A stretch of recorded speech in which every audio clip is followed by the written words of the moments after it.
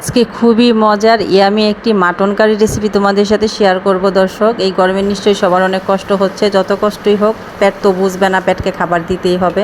তো এই রেসিপিটা যখন করেছি বাসার সবাই বলেছে খুবই মজা হয়েছে। তা আমার তো পেটে মনে আর সইছে না তোমাদের সাথে কতক্ষণ শেয়ার করব।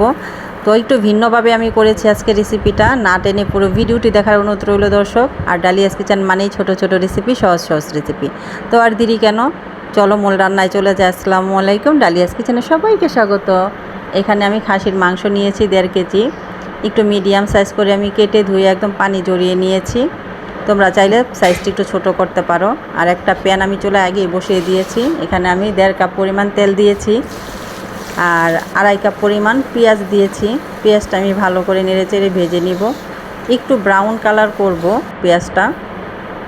আমার পেঁয়াজটা ব্রাউন কালার হয়ে গিয়েছে অলরেডি। এই পেঁয়াজের মধ্যে এখন আমি সবগুলো মাংস ঢেলে দিচ্ছি।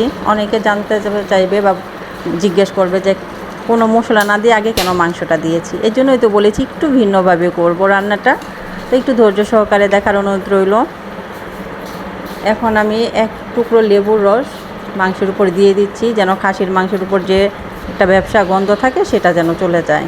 দিয়ে একটু হালকা নেড়ে চেড়ে নিচ্ছি। তোমরা চাইলে টক দইও দিতে পারো। তো এখানে আমি 1 চামচ পরিমাণ লবণ দিয়ে আবার একটু নেড়ে চেড়ে মাংসটি একটু হালকা করে ভাজবো, ঢেকে দিচ্ছি। ফিরে আসছি 20 মিনিট পর। এই দেখো 20 মিনিট পর আসছি। এখন মাংসটা একদম একটু রোস্টের কালার হয়ে গেছে, ব্রাউন কালার, দেখে একদম রোস্টের মতো লাগতেছে। এখন এই জুসটা কালারটা একদম জুস। তো এখানে আমি একটা টমেটো পিউরি দিয়েছি আর গরম মশলা দিয়ে দিচ্ছি, 2 চামচ আদা রসুন পেস্ট, একটু নেড়ে চেড়ে নিচ্ছি। তো এখানে আমি জিরা গুঁড়ো, হলুদ মরিচ গুঁড়ো, ধনিয়া গুঁড়ো দিয়ে দিচ্ছি। দিয়ে একটু মাংসটা ভালো করে কষিয়ে নিয়েছি। দেখো ভাজাটা কত সুন্দর হয়েছে, সুন্দর করে ভেজে নিচ্ছি। আর এই পর্যায়ে আমি জিরে গুঁড়ো দিয়ে দিচ্ছি 1 চামচ পরিমাণ। দিয়ে আবার একটু এখানে আমি নারিকেলের দুধ, যেটা নারিকেল দুধ দিয়েছি। আমি বলেছি একটু ভিন্নভাবে করব। এখানে আমি পানি দিইনি, এই নারিকেলের দুধ দিয়ে আমি পুরো মাংসটা কষিয়ে নিব আর কি। তো এখন আমি মৃদু আছে মিডিয়াম আছে মাংসটা কষাতে থাকবো, ঢেকে দিব। ফিরে আসছি 1 ঘন্টা পর।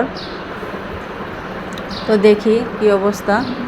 1 ঘন্টা হয়ে গেছে, তারপরে কিন্তু পানিটা শুকায়নি, যেহেতু আমি চুলার আঁচটা একদম কমিয়ে দিয়েছি মাংসটা যেন আস্তে আস্তে সিদ্ধ হয়। এই দেখো এখন অনেকটা সিদ্ধ হয়ে গেছে, মানে গ্রেভি টাইপের হয়ে গিয়েছে। আর এখানে আমি 1 কাপ পরিমাণ পানি দিয়ে দিয়েছি, গরম পানি, যেহেতু মাংসটা দ্রুত সিদ্ধ হয়ে যায়। এই দেখো পানিটা শুকিয়ে একদম টেনে আসছে। আমার মনে হয় তোমরা কেউ আমার রেসিপি পছন্দ করো না, আমি বলবো না কিছু। এখানে আমি সিদ্ধ করা বুটের ডাল দিয়ে দিচ্ছি। তোমরা চাইলে সারা রাত ভিজিয়ে রেখেও বুটের ডালটা দিতে পারো। আমি একটু ভিজিয়ে রেখে আবার সিদ্ধ করে নিয়েছি এই পর্যায়ে। তো আমি দিয়ে 10-15 মিনিটের মতো রান্না করব।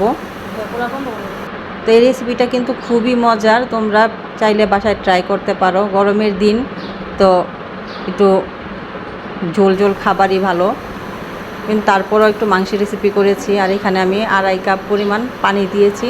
এই পানিটা দিয়ে আমি 10-15 মিনিটের মতো রান্না করব।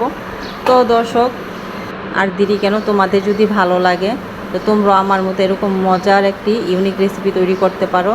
আর এখানে আমি দিয়েছি কাসুরি মেথি, এটা একটু আমি হালকা তেলে হাত দিয়ে ঘষে ঘষে উপরে দিয়ে দিব।